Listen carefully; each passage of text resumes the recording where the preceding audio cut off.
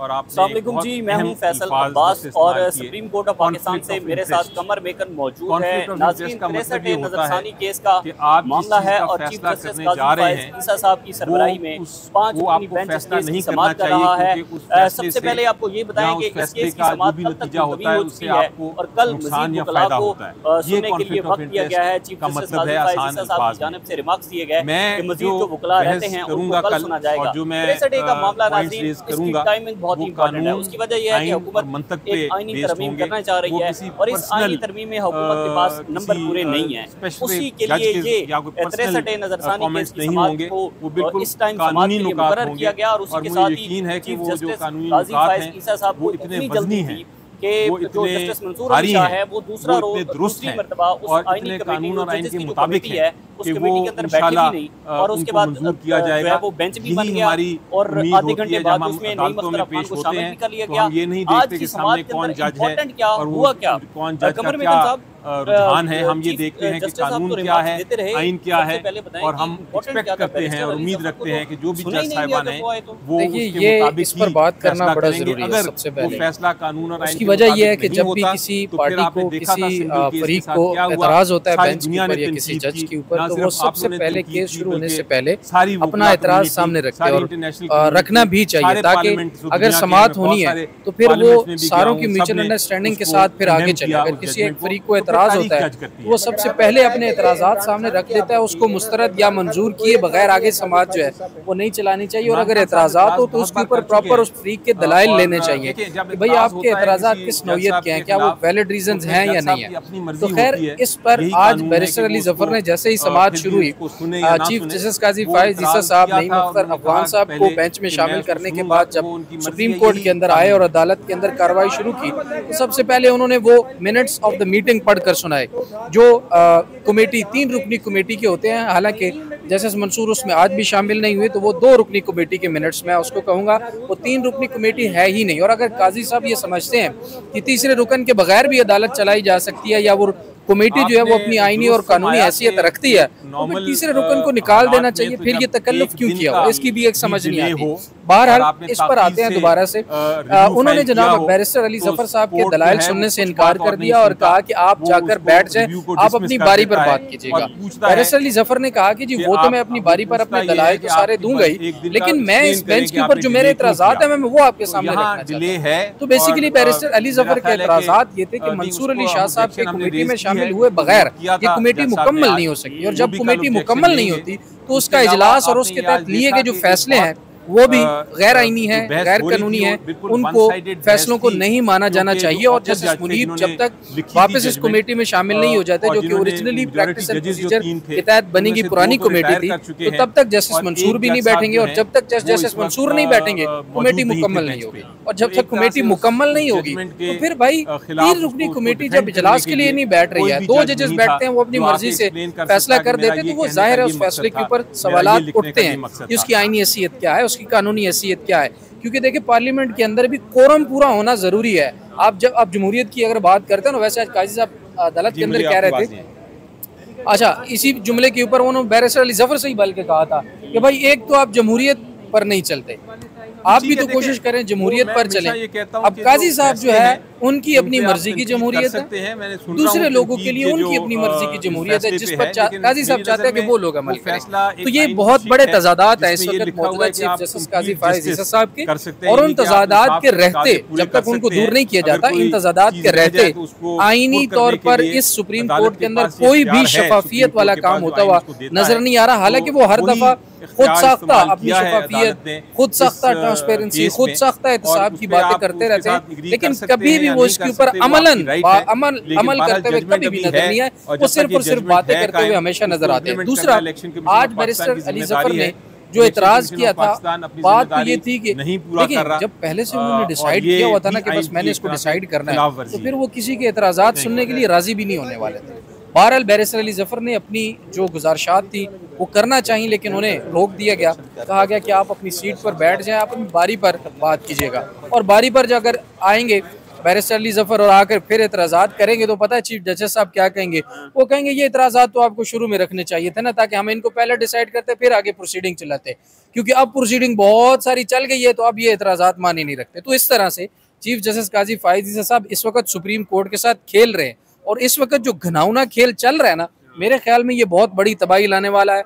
जो अक्सरियत है जजेस की इस वक्त, जो तकसीम है ना जजेस की, वो कुछ इस तरह से है कि 11, 6 और 1 की तकसीम है जो वाज़े नजर आ रही है, और 11 की खामोशी जो है ना वो तूफान लाएगी कोई ना कोई। कमर मेकन साहब, वो चीफ जस्टिस काजी फायद ईसा साहब बार बार वकील से पूछ भी रहे थे कि आप हमें ये बताएं कि अगर किसी ने अपनी पार्टी के खिलाफ वोट दिया है, अपनी पार्टी पॉलिसी के खिलाफ, जो उनकी पार्लिमानी कमेटी है उसके खिलाफ अगर वोट दिया है और उसने अपने ज़मीर के मुताबिक वोट ठीक दिया है, तो इसमें क्या?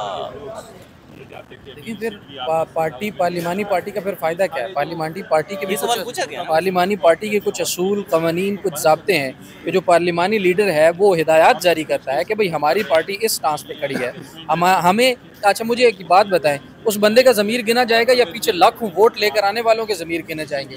काजी साहब कौन सी बातें करते हैं? वो एक बंदे का ज़मीर ठीक हो गया जो मैंडेट चोरों को वोट देने के जा रहा है, उसका ज़मीर ठीक है, लेकिन उसके पीछे जो लाखों वोट दे के जिन्होंने इलेक्ट करके उसको यहाँ पर भेजा है उनकी नुमाइंदगी वो कर रहा है, तो वो अपने ज़मीर से वोट देगा या उन लोगों के मैंडेट की हिफाजत करते हुए वोट देगा? किसके ज़मीर के मुताबिक वोट देगा? काजी साहब का अपना एक फिनोमेना है। आज उन्होंने अदालत के अंदर बहरहाल खुल के एक बात कह दिया है कि भाई जस्टिस मुनीब अख्तर के फैसले के मुताबिक या फैसले के बाद अगर वोट काउंट नहीं होना तो फिर वोटिंग करवाने का क्या फ़ायदा? मतलब लॉजिक चेक करें उनका। वो कहते हैं कि अगर आपने वोट काउंट नहीं करना, जैसे कि जस्टिस मुनीब ने अपने फैसले में लिखा कि डिफेक्टिव क्लॉज तो लगेगी फ्लोर क्रॉसिंग के ऊपर, वो बंदा नाअहल भी होगा लेकिन उसका वोट भी काउंट नहीं होगा। तो काजी साहब कहते हैं कि वोट काउंट अगर नहीं होगा तो फिर वोटिंग का क्या फ़ायदा? वो भाई किसी कायदे के मुताबिक वोटिंग होगी, किसी कानून के मुताबिक वोटिंग होगी, और जो वोट देने के लिए अरकान असेंबली बैठे हुए हैं उनको कुछ लोगों ने अपने हल्कों से मैंडेट दे के भेजा हुआ है। अगर वहां से वो मैंडेट लेके उनकी यहाँ पर नुमाइंदगी सही नहीं करते, उनको धोखा देते हैं, यहाँ पर चोरों को आकर वोट दे देते हैं, तो आपके ख्याल में वो वोट भी काउंट होना चाहिए? यार बेसिक कॉमन सेंस के खिलाफ चीजें जो है ना वो इस अदालत के अंदर चल रही थी, और बहुत ही अफसोसनाक तर्ज अमल था। और फिर घूम फिर के जी वो आर्टिकल 95, वो भाई आर्टिकल 95 की इतनी आपको क्यों फिक्र लगी हुई है? आर्टिकल 95 में क्या है, क्या प्रॉब्लम है उसमें?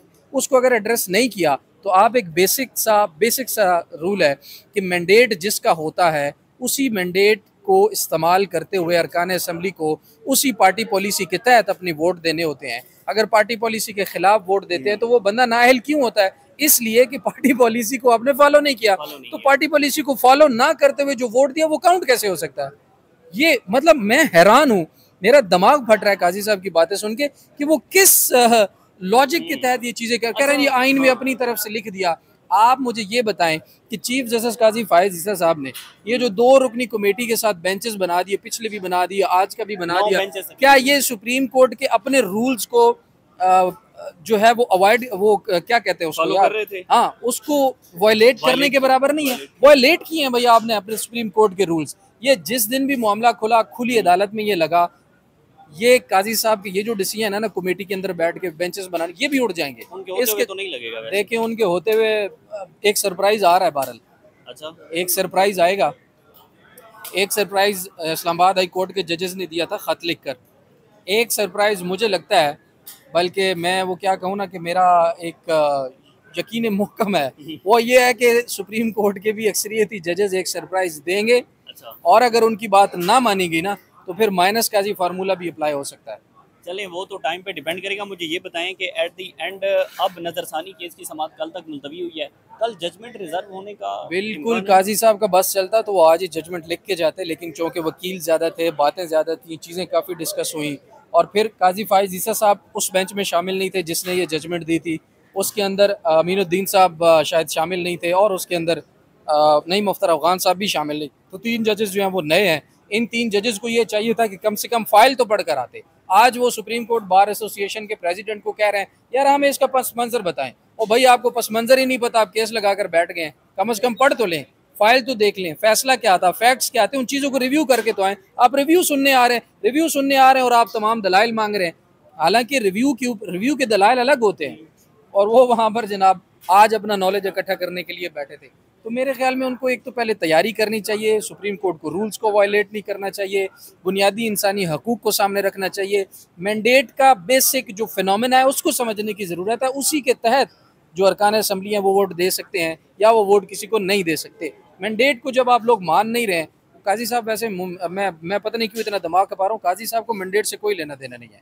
काजी साहब ने पूरी आवाम के मैंडेट के ऊपर डाका जिन्होंने मारा है उनकी सरपरस्ती कर रहे हैं बैठ के, तो फिर मैंडेट उनकी समझ में मेरे ख्याल में आता ही नहीं है। बहुत बहुत शुक्रिया। कमर मेकन साहब हमारे साथ मौजूद थे। नजरसानी केस की समाअत कल तक मुलतवी हुई है और कल के रोज़ जो जजमेंट है उसके रिजर्व होने के काफ़ी इम्कानात हैं। बेसिकली जो 63 नजरसानी केस है इसकी टाइमिंग नाजरीन बहुत ही इंपॉर्टेंट है। उसकी सबसे बड़ी वजह यह है कि हुकूमत जो है वो इसी हफ्ते एक आइनी तरमीम लेकर आना चाहती है, जिस आइनी तरमीम के अंदर चीफ जस्टिस काजी फायज़ ईसा समेत एक बहुत बड़ा जुडिशल पैकेज मौजूद है। काजी साहब के नई आइनी अदालत के चीफ जस्टिस बनने के बहुत सारे इम्कानात हैं।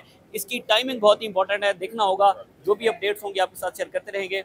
सुप्रीम कोर्ट से इजाज़त दीजिए। जी कमर में यार फैसल साहब, आप बार बार कहते हैं आइनी अदालत बनेगी और आइनी फलाना होगा, आइनी फलाना होगा। ना आइनी अदालत बनेगी, मुझे ये लगता है, ना चीफ जस्टिस काजी फायज़ साहब उस अदालत के चीफ जस्टिस बनेंगे। मेरे ख्याल है नून लीग और काजी फायज़ ईसा साहब जितनी अजीमत उठाएंगे ना तारीख में किसी ने नहीं लेकिन एक बात मेरी भी आप सुनते जाएं, ठीक है वो आईनी चीफ जस्टिस काजी फायज़ साहब बने ना बने, लेकिन आईनी अदालत ज़रूर बनेगी और कॉन्स्टिट्यूशनल अमेंडमेंट इसी हफ्ते। मैं फैसल साहब आपको बताऊं कि आईनी अदालत का जो आइडिया है ना यही फ्लॉप है। तब भी चाहे ये चार्टर ऑफ डेमोक्रेसी में था और आज भी जब ये पीडीएम की हुकूमत करना चाह रही है, तब भी फ्लॉप आइडिया था, आज भी फ्लॉप आइडिया। भाई 187 केसेस है फैसल साहब, उसके लिए आप एक अलग अदालत बना रहे हैं। वो नहीं, ज़रूरी नहीं है केसेस के लिए अदालत बनाई जाए, उनके बहुत सारे और भी मामलात हैं जिस तरह से इस्लामाबाद हाई कोर्ट के जजेस वो फिर आप खुल के बात करें कि आईनी जो तरामीम होनी है उसमें क्या क्या चीज़ें शामिल है, निशाना कुछ और है वो भी बता। बिल्कुल ऐसे ही है, जाहिर है वो ये ज़रूरी नहीं है कि उसमें जुडिशल पैकेज हो, उसमें बहुत सारी और भी चीज़ें हैं। आपके साथ शेयर करते रहेंगे। इजाज़त दीजिए, अल्लाह हाफ़िज़।